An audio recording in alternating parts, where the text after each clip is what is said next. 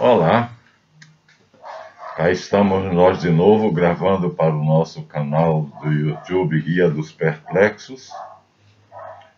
Como já disse para vocês, é preciso dar um tempo para que vocês façam o dever de casa do albedo, que eu sugeri que fosse feito como eu o fiz, isto é, memorizar esta figura, que é o homem caído, Adão Belial, memorizar esta figura, que é o Adão protoplasta, o Adão que se multiplicou em vários homens, seria o homem normal, e começar a fazer a mutação, ou seja, reconhecer que somos isto e modificar isto, transformando cada parte no seu equivalente humano, porque aqui nós somos humanos, aqui nós somos animalescos. Então vamos deixar de ser crentes da teoria de Darwin de que viemos do macaco, e como eu lhe disse, quando formos atacados pela luxúria, pela gula, pelo desejo de consumo em excesso, troquemos essa figura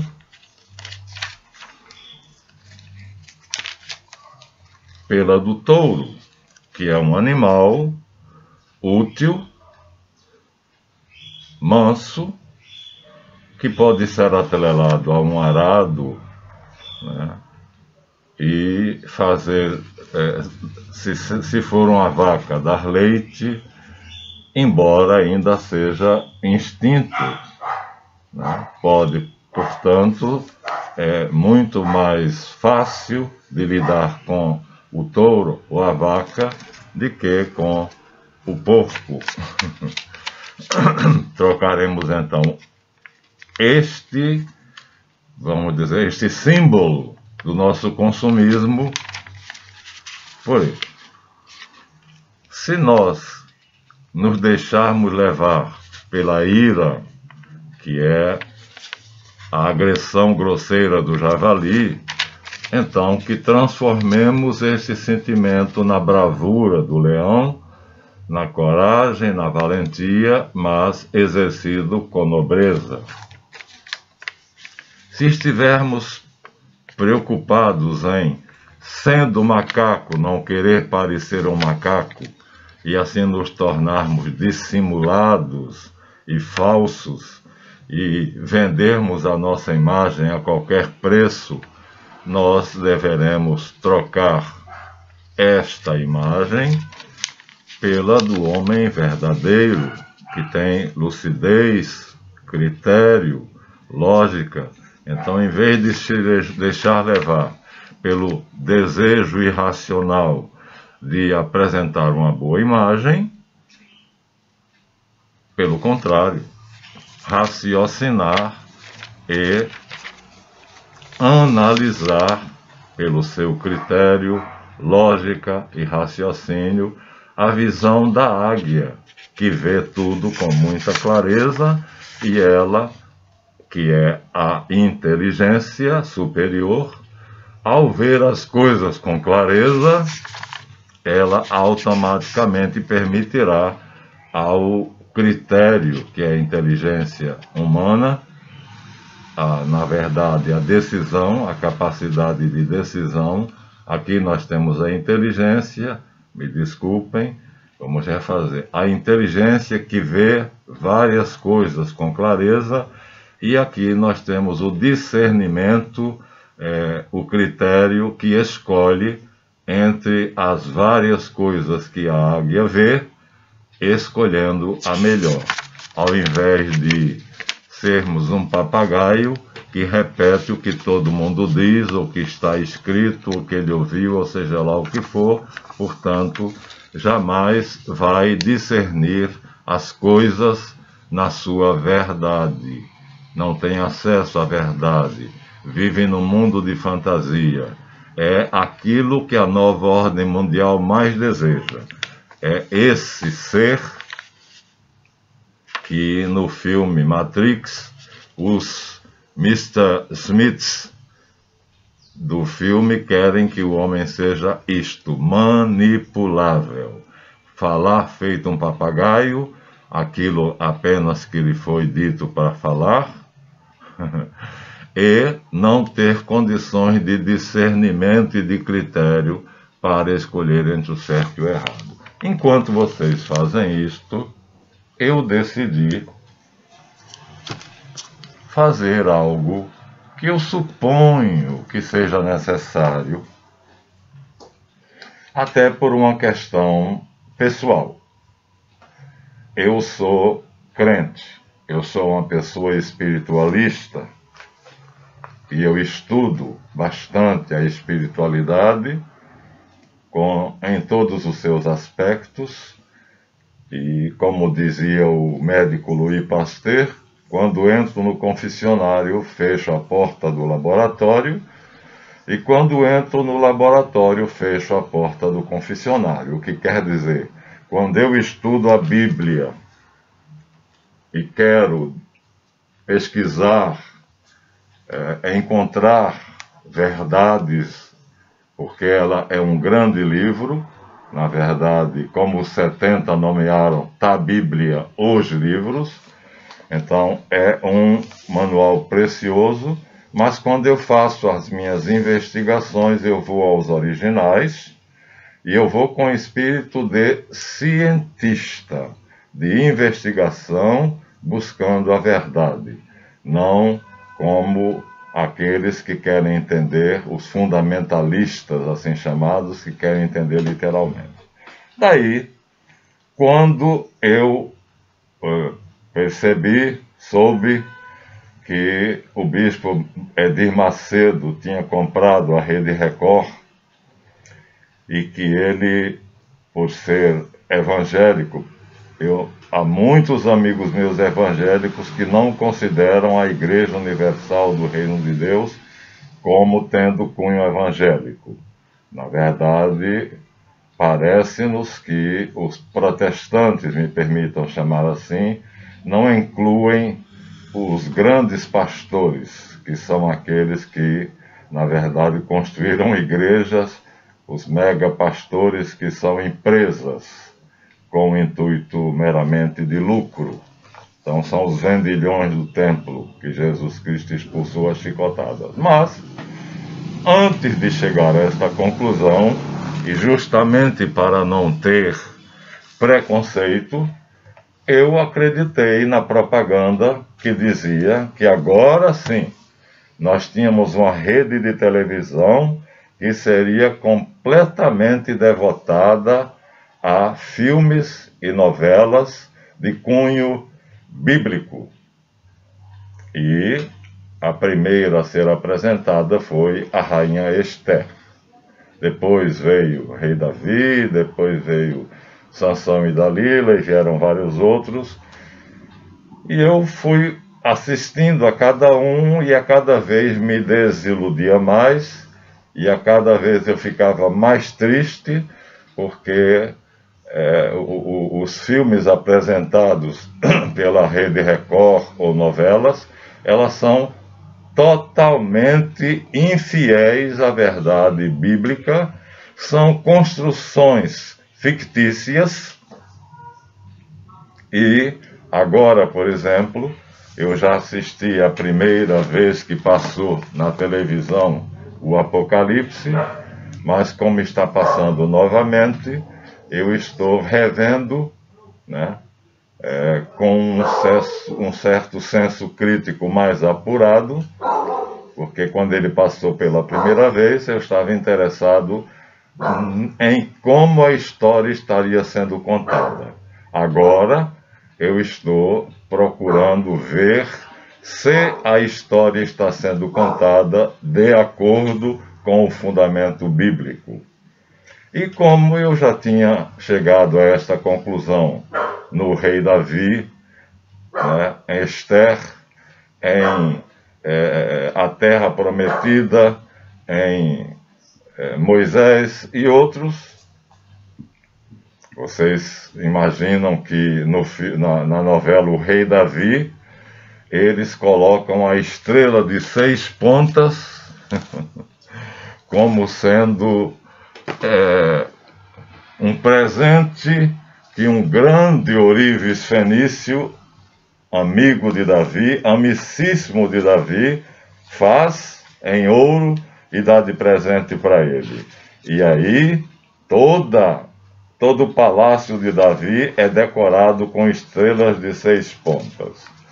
Para nós hoje, isso não tem a importância que tinha no tempo de Davi, né?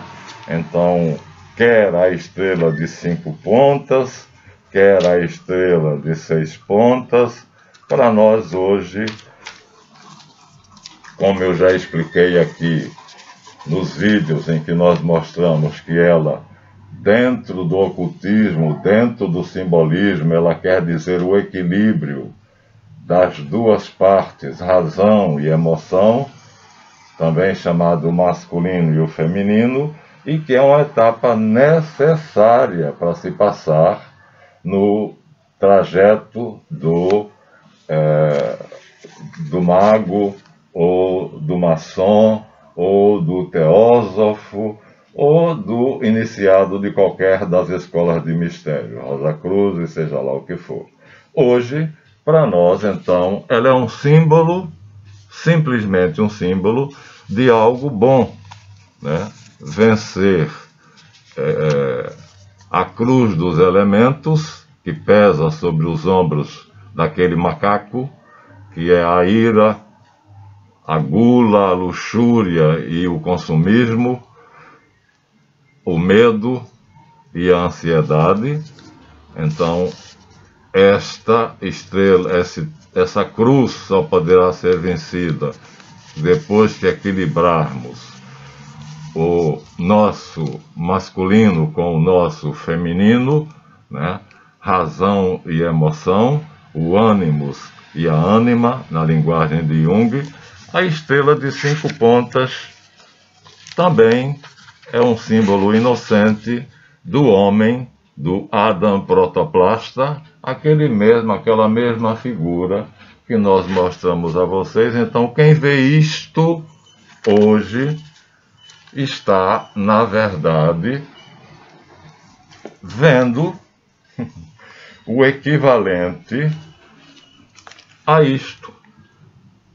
Mas não era assim no tempo de Davi.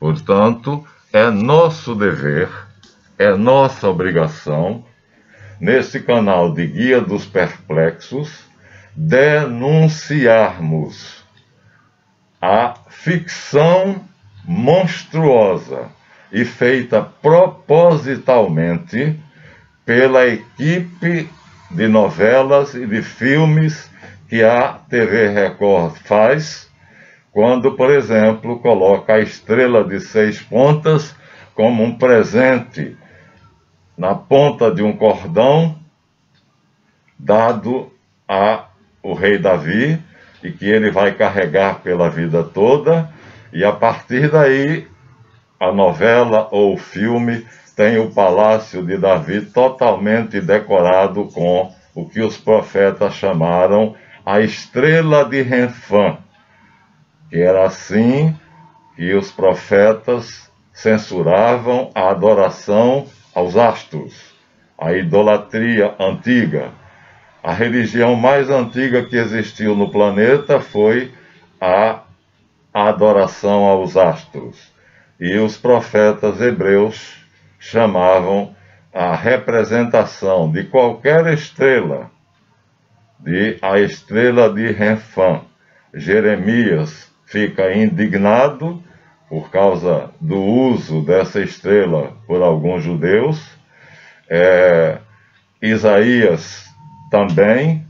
Então, nós temos vários profetas e Davi, como era um adorador verdadeiro e sincero de Javé, ele jamais teria utilizado como símbolo a estrela, qualquer que fosse, porque era o símbolo dos deuses caldeus, assírios, babilônicos. Portanto, era um simbolismo pagão.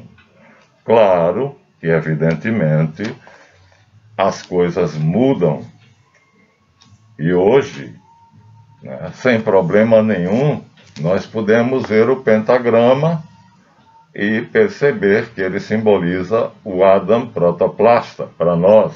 Mas já passou muito tempo, né? Na época de Davi, simultaneamente e anteriormente, desde Sargão II e Sargão I, e Nabucodonosor, e Nabopolassar, e vai por aí, essas estrelas eram o símbolo das divindades pagãs, contra as quais todos os profetas de Israel se insurgiam e chamavam de idolatria. Vejam bem que eu estou dizendo que hoje, se você carrega uma estrela de 5 pontas na sua medalhinha ou uma estrela de 6 pontas, você está dizendo que é sionista, como eu tenho uma fotografia de Silvio Santos na praia de Miami, onde a revista Contigo, ou qualquer uma dessas, conseguiu um flagrante em que ele está com a estrela de 6 pontas, símbolo da bandeira de Israel, ou seja, do sionismo, do movimento sionista internacional. E quando eu fui ao mesmo site atualmente para verificar, a fotografia foi cortada de modo que não exibem mais a estrela de 6 pontas. A minha pergunta é, se era um símbolo de que Silvio Santos é sionista e adere ao simbolismo que está na bandeira de Israel, não havia motivo para cortar. Então, se cortaram, é porque não querem que nós saibamos disso a respeito dele.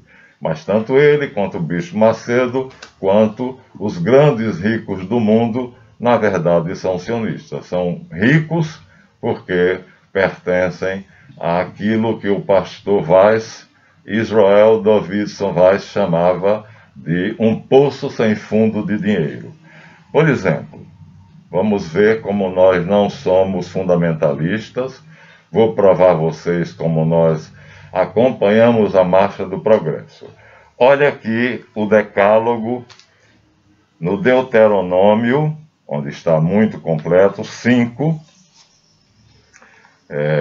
O Deuteronômio passa para ser um dos livros de Moisés, mas há quem diga que foi o rei Josias quem escreveu e escondeu dentro do templo e depois fingiu que foi achado. De qualquer forma, o conteúdo dele é considerado pelos judeus como sendo sagrado e consoante a doutrina mosaica.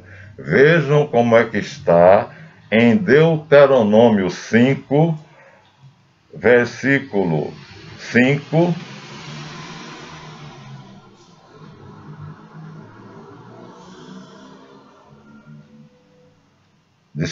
Versículo 6. O primeiro mandamento da lei de Deus, dada a Moisés no Sinai, segundo a tradição judaica. Eu sou o Senhor teu Deus, que te tirei da terra do Egito, da casa da escravidão. Não terás outro Deus diante de mim. Não farás para ti nenhuma escultura ou qualquer representação de coisa que esteja lá em cima nos céus, ou aqui embaixo na terra, ou nas águas sob a terra. Não as adorarás, nem as servirás, porque eu, o Senhor teu Deus, Javé, sou um Deus ciumento, que pune a iniquidade dos pais nos filhos, até a 3ª e a 4ª geração dos que me odeiam. E assim como para aqueles que me amam e observam os meus preceitos, uso de benevolência até a 1000ª geração. Olha aqui, que discurso enorme. Nós vamos ver que quando nos evangelhos um chefe de uma sinagoga pergunta a Jesus de Nazaré o nosso Messias: Mestre, qual é o maior dos mandamentos? E Jesus diz: Ouve, Israel, o Senhor nosso Deus é único. Adora-lo-ás de todo o coração, com toda a tua mente e com todas as tuas forças. Este é o primeiro e maior mandamento. Reduziu bastante o texto, não é? Não colocou: não fabricarás imagem de escultura, não disse porque eu sou um Deus ciumento. Quer dizer, na época de Jesus já não havia mais esse risco.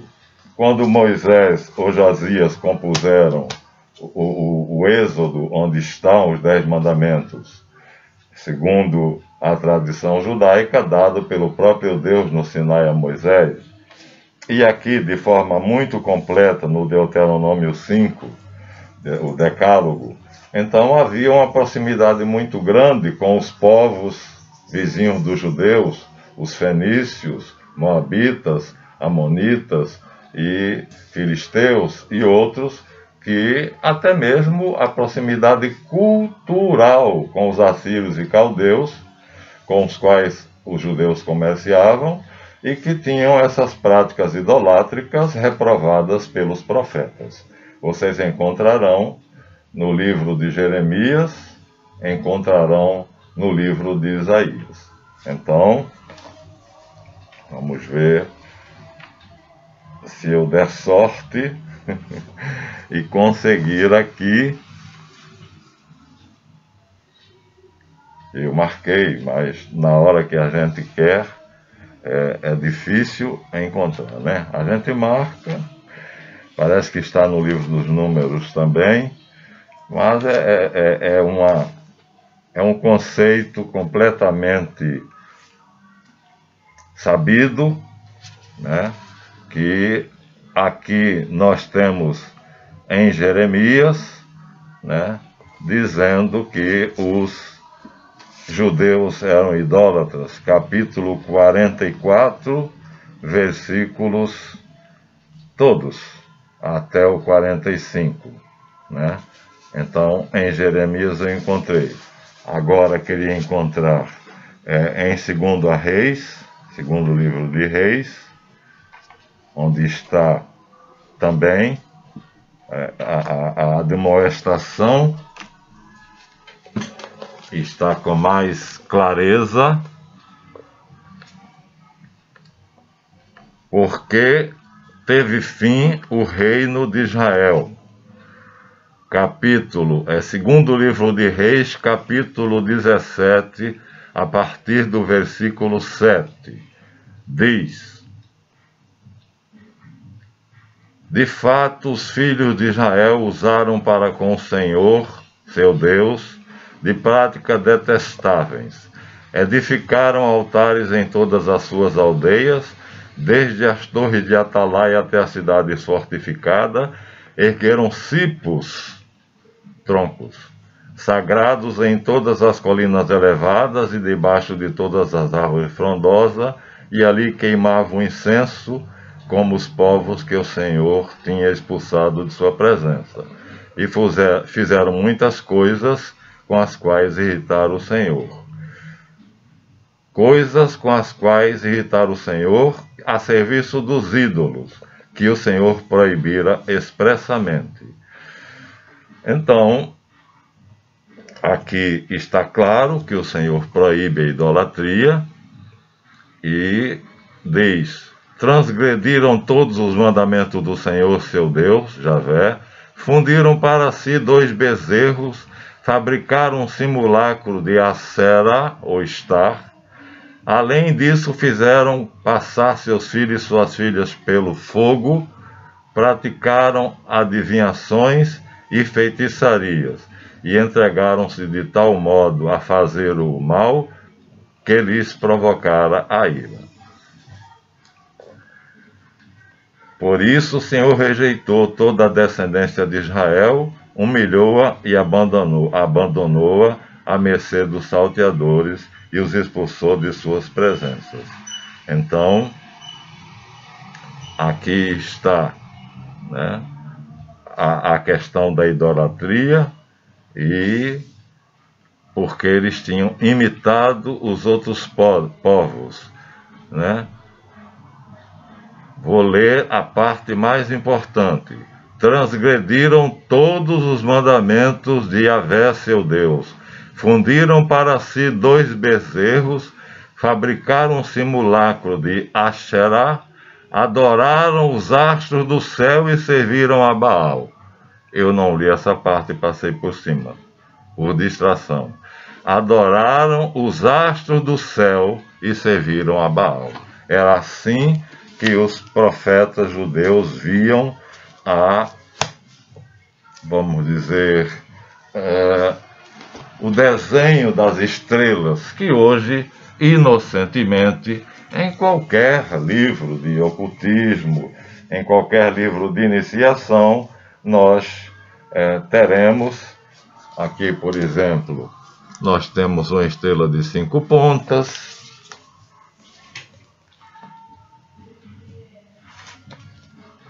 Aqui nós temos uma de 7 pontas. Aqui nós temos outra estrela de 5 pontas.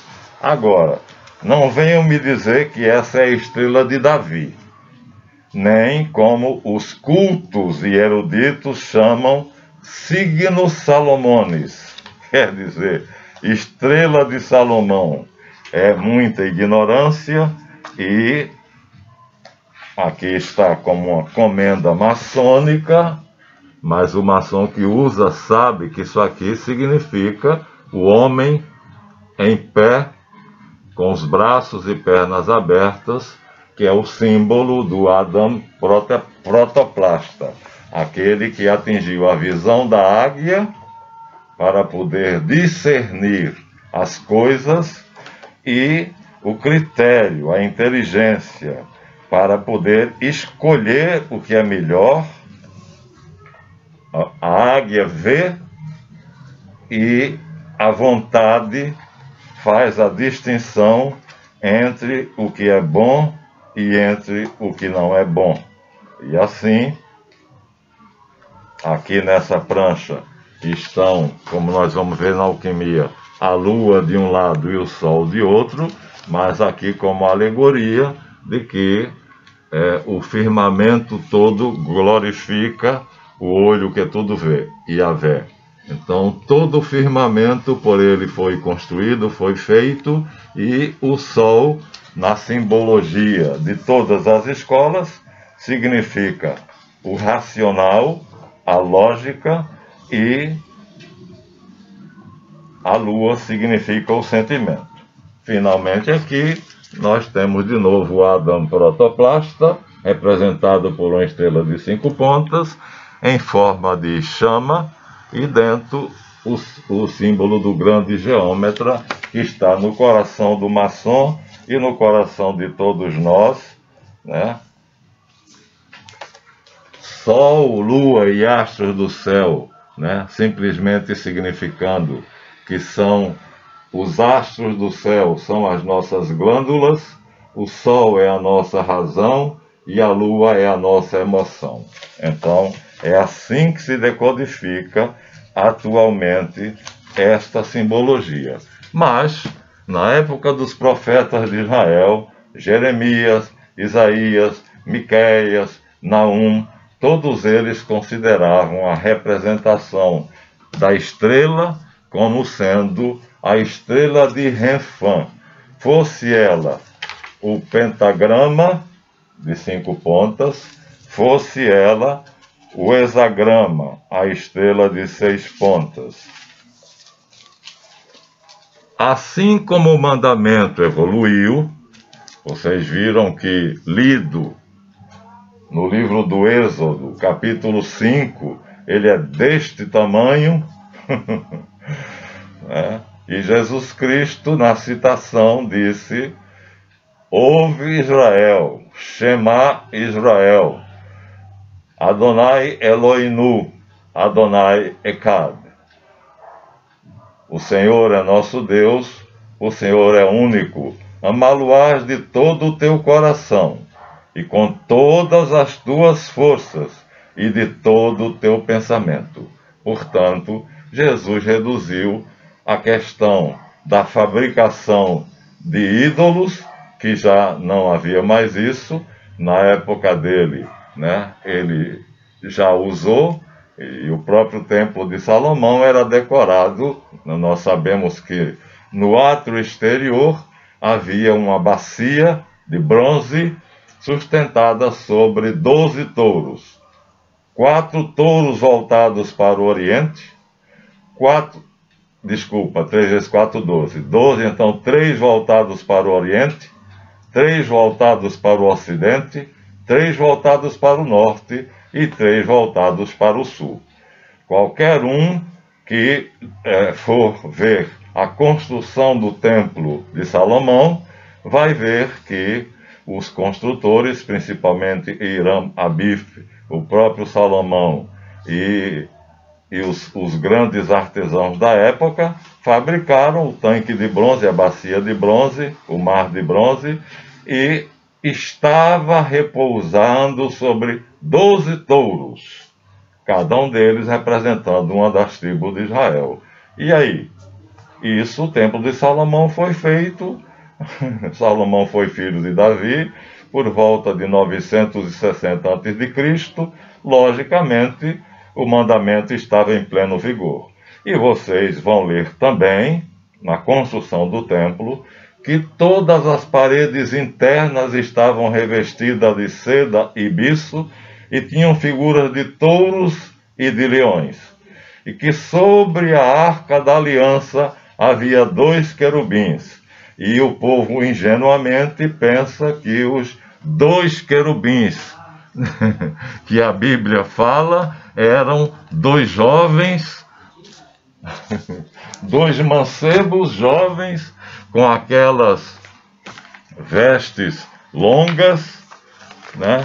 E, na verdade, o que eram os querubins era o caribu assírio, que os hebreus importaram da Assíria. Portanto, isso é um querubim. Então, Moisés mandou construir a Arca da Aliança, a Arca de Deus, a Arca Sagrada, e botou um boi desses com uma asa levantada e outra abaixada de um lado, e outro boi desses com cara de homem no outro lado da arca, com uma asa levantada e outra asa abaixada, de tal maneira que eles, estando de frente, as 2 asas alevantadas formavam o recosto e as asas abaixadas o respaldar do trono, onde o Messias devia sentar, porque, sustentado por 4 pilares de ouro, havia o propiciatório, que era um côncavo, como se fosse uma pequena bacia, onde o Messias devia, me desculpem, colocar a bunda, ou seja, sentar ali, de modo que Moisés fez a Arca da Aliança, né, na verdade, para ser o trono do Messias. Quando ele chegou no domingo de Ramos, Jesus Cristo chegou em Jerusalém, aclamado pelo povo, que dizia Hosana ao filho de Davi, montado num jumentinho acompanhado de uma jumenta.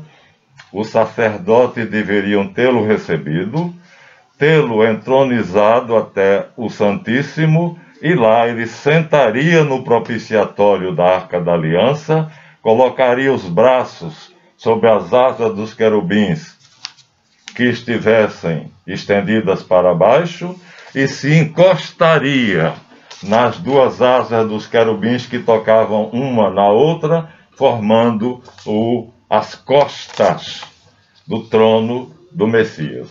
Então, isso em caldeu era chamado de caribu, da raiz carib, o hebraico tirou querub, e então caribu se tornou querubim.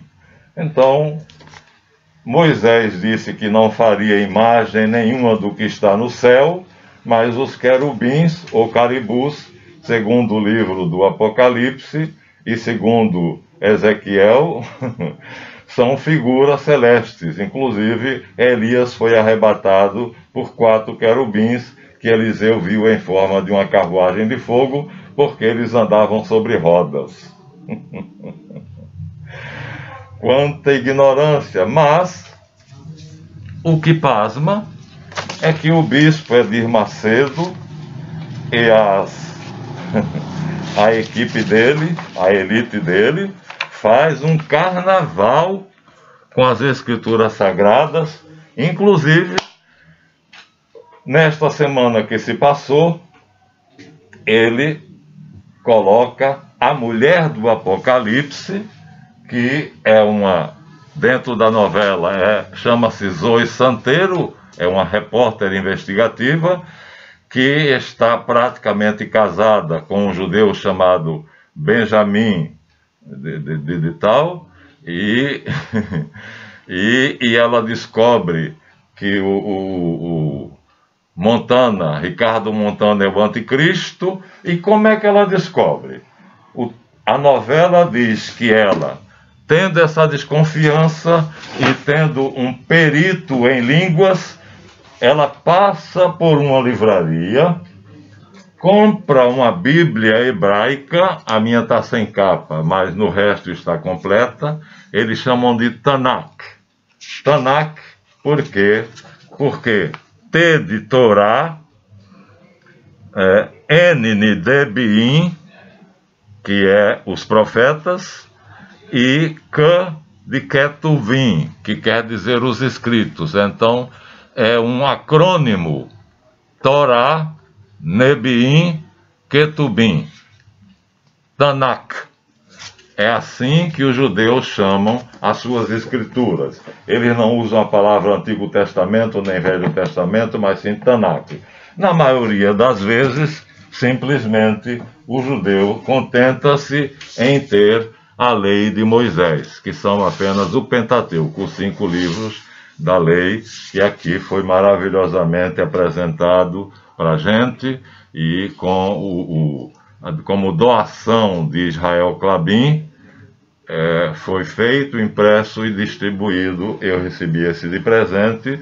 Tradução, a obra é de Meir Matzila Melamed. Então, a maioria dos judeus fala só da Torá, mas a Bíblia judaica completa não é somente a Torá, que está aqui, olha só, tá vendo? Dividido em 3 seções, escrito daqui para cá, porque eles leem da direita para a esquerda. Aqui está escrito Sefer, livro. Torá, essas 4 letras aqui, isso é um N, Nebiim, e esse V é E, a conjunção E. Ketubim, isso é um K. Essa letra que parece um C é na verdade um K. Então o acrônimo forma Tanakh. É assim que os judeus chamam. E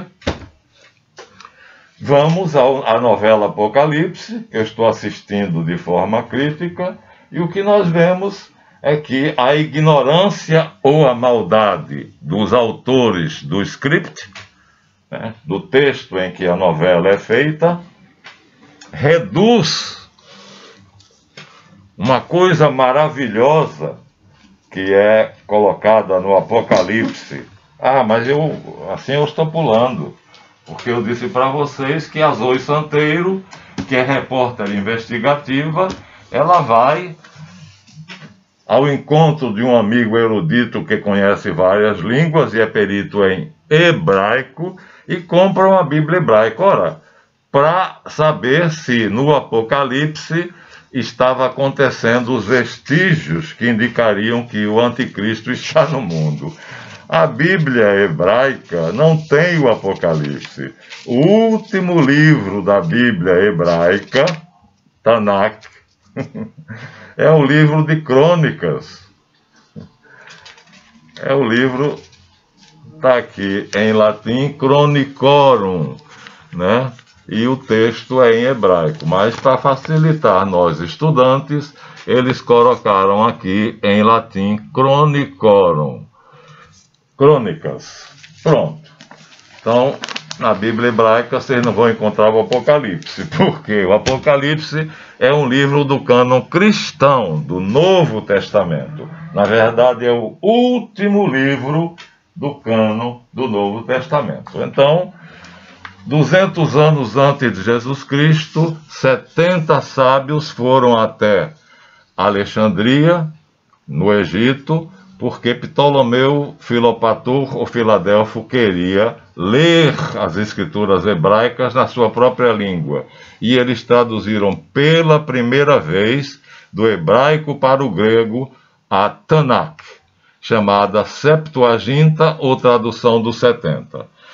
Essa tradução, que foi muito bem feita e não tinha um período de brigas como mais tarde vai haver entre o cristianismo e o judaísmo, passou a ser utilizada pelos cristãos.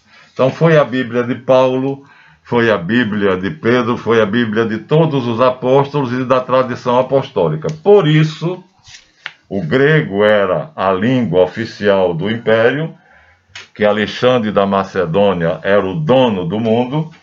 Então, o que é que os autores cristãos fizeram? Os autores cristãos escreveram o último livro da sua Bíblia, quer dizer, todos os livros. Mateus foi o único que escreveu em aramaico, mas todos são em hebraico. Aqui está escrito Apocalipse de João, em grego. Portanto, seguindo a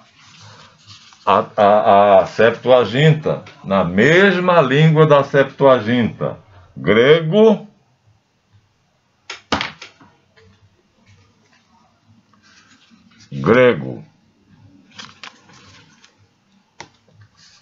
Apocalipse de João. A palavra Apocalipse em grego quer dizer revelação. Então, nós já nos habituamos com a palavra e falamos mesmo Apocalipse.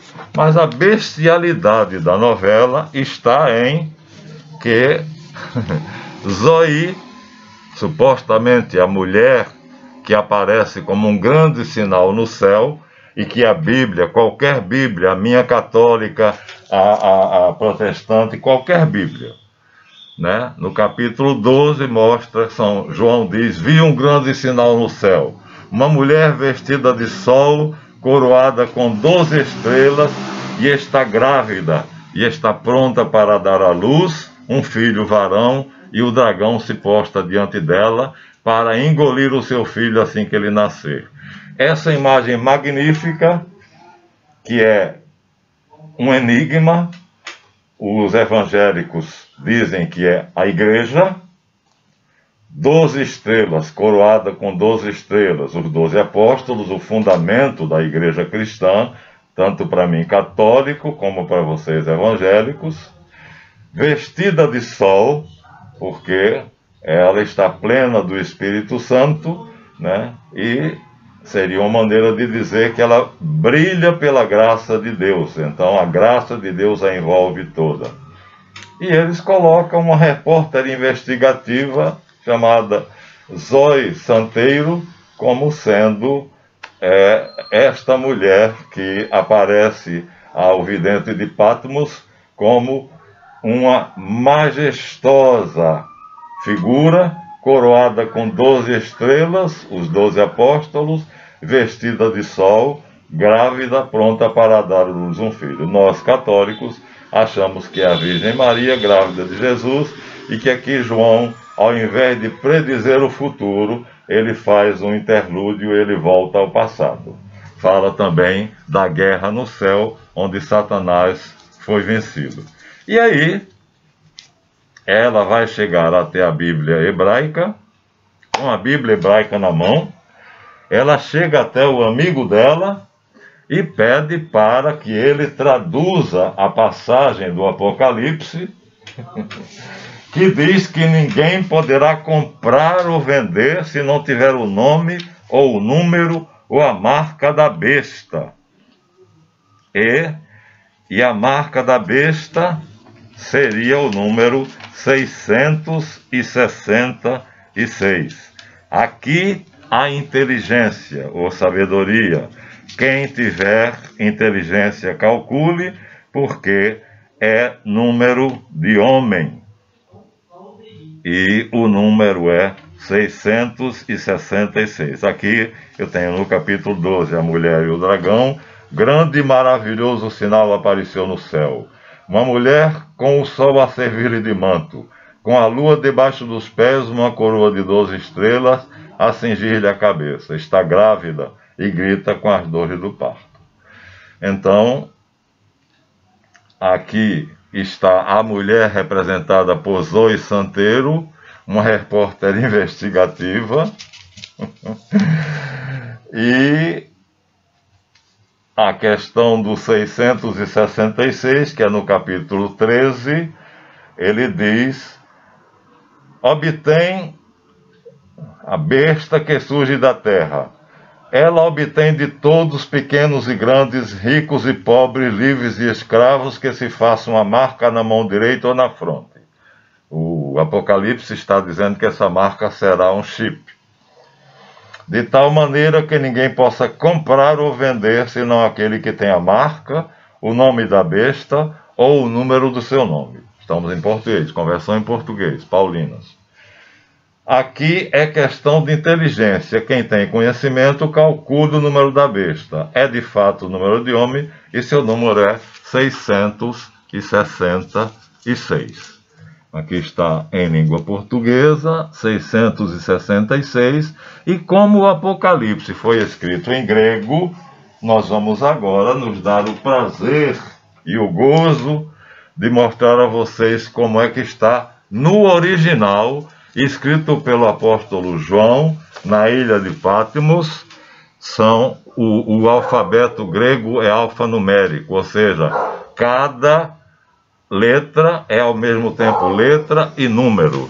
Então nós temos aqui essas 3 letrinhas finais, tá vendo?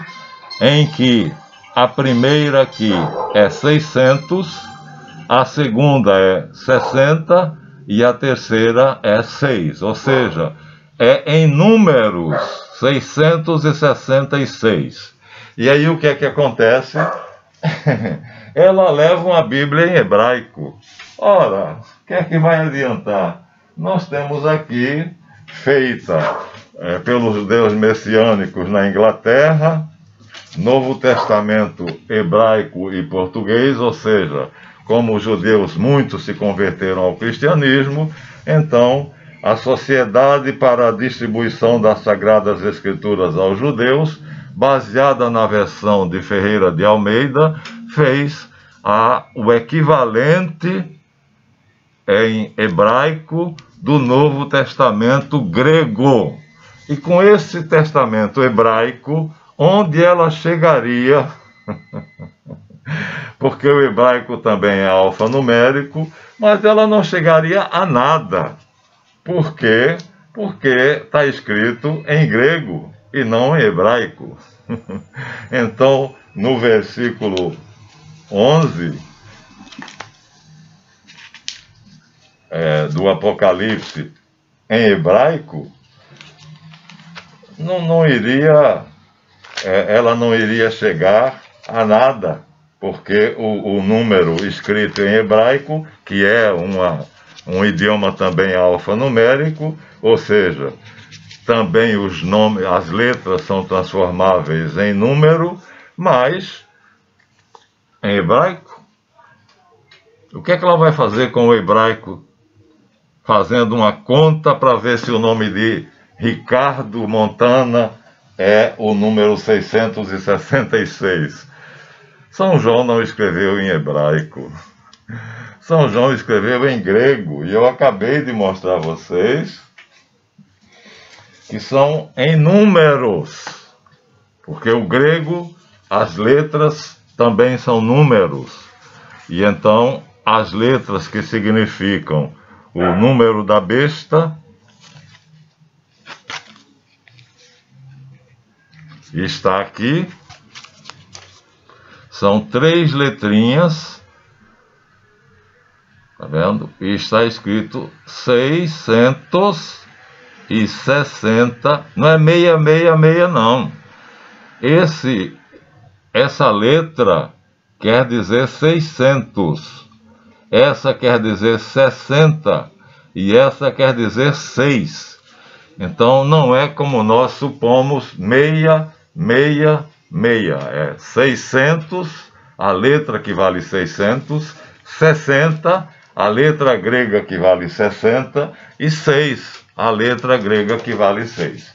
Então é uma afronta à nossa inteligência, e eu peço a vocês que vejam a novela sim, para saber o que é que eles estão fazendo, mas filtrem.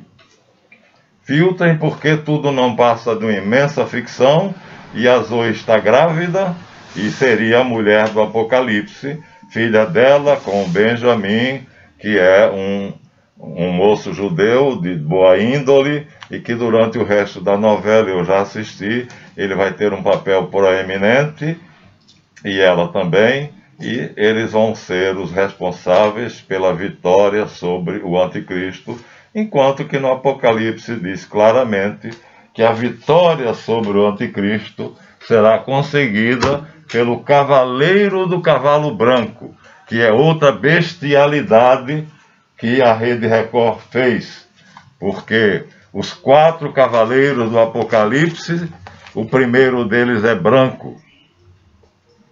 Então, quando os anjos tocam a trombeta e aparecem os 4 cavaleiros, não sei se eu vou encontrar aqui, e o primeiro cavaleiro está montado num cavalo branco.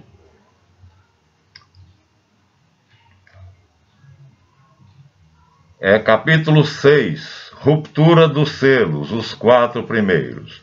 Vi depois quando o cordeiro abriu o primeiro dos 7 selos, e ouvi um dos 4 viventes dizer com voz de trovão: vem! E eis à minha vista um cavalo branco, e aquele que o montava tinha um arco. Foi-lhe dado uma coroa e partiu vencedor para vencer. O Bispo Macedo interpreta isso aqui em muitas igrejas evangélicas como sendo o anticristo. Ora, vencedor para vencer, esse cavaleiro do cavalo branco aparece outras vezes, e aparece no momento em que tem a vitória final. E na hora da vitória final, se diz que esse cavaleiro é quem vai vencer o dragão, e é quem vai vencer a besta, e ele está montado no cavalo branco, e aí dá mais detalhes, porque diz que o cavaleiro do cavalo branco tem na coxa escrito Rei dos Reis e Senhor dos Senhores. E ele é a testemunha fiel. É só comparar no próprio Apocalipse e você vai encontrar o cavaleiro do cavalo branco, que é, na verdade, quem vai vencer, e não creio que eu encontrarei aqui assim, mas é fácil vocês perceberem, porque depois, já achei, 19, cânticos de júbilo no céu, Apocalipse 19, versículo 11. Depois vi o céu aberto, e eis um cavalo branco, de novo. Quem nele estava montado é chamado fiel e verdadeiro, e julga e peleja com justiça. Os seus olhos são uma chama de fogo. Na sua cabeça há muitos diademas. Rei dos Reis. Traz escrito um nome que ninguém conhece exceto ele. Veste um manto ensopado de sangue, porque foi martirizado e crucificado. e chama-se Verbo de Deus. É a locução que São João prefere para se referir a Jesus Cristo. Acompanham-no com cavalos brancos, exércitos celestes vestidos com biço alvíssimo. Da sua boca sai uma espada cortante, para com ela ferir as nações. Ele há de governá-la com cetro de ferro e há de pisar no lagar de vinho da cólera acesa de Deus Onipotente. E tem escrito no manto e na coxa um nome: Rei dos Reis e Senhor dos Senhores. Está aqui, capítulo 19, versículo 11. E aí, os evangélicos dizem que o cavaleiro do cavalo branco com o arco na mão é a besta do Apocalipse. É preciso ser muito burro ou achar que nós somos. É, porque é essa também, né? De repente, nem todo mundo tem esse cuidado. Vocês viram quantas Bíblias a gente teve que compulsar para poder chegar a esta conclusão? Olha, aqui está algumas, aqui estão outras, aqui está a tradução em português da Bíblia Sagrada, Edições Paulinas, e aqui está, pelas Testemunhas de Jeová, a tradução Torre de Vigia, copyright 1969, Pensilvânia. Aqui está, feito pela Torre de Vigia, então, o Apocalipse com tradução interlinear em inglês para os estudiosos. Então, além disso, usamos o livro de Eliphas Levi para mostrar a estrela de 5 e de 6 pontas. Usamos ainda o ABC do Ocultismo de Papos para mostrar o Adam protoplasta, que é aquele em que nós nos devemos transformar, que é o homem, né, na sua plenitude de ser humano, mas ainda não cristificado, mas já tendo vencido a animalidade que está em si. E usamos também um trabalhinho que eu fiz, As Origens da Cabala, no qual soltou-se uma folha, e essa folha mostra o que era um querubim. Do acádico caribu, que quer dizer guardião, raiz carub ou querub, que foi para o hebraico com essa mesma raiz, e querub, tanto em acádico quanto em hebraico, né, é que vão dar a palavra querubim. Querubim é plural, porque o sufixo im em hebraico é plural. Ot para as palavras femininas e im para as palavras masculinas. Então, plural de sefira, que é feminina, sefirot. Plural de querub, querubim.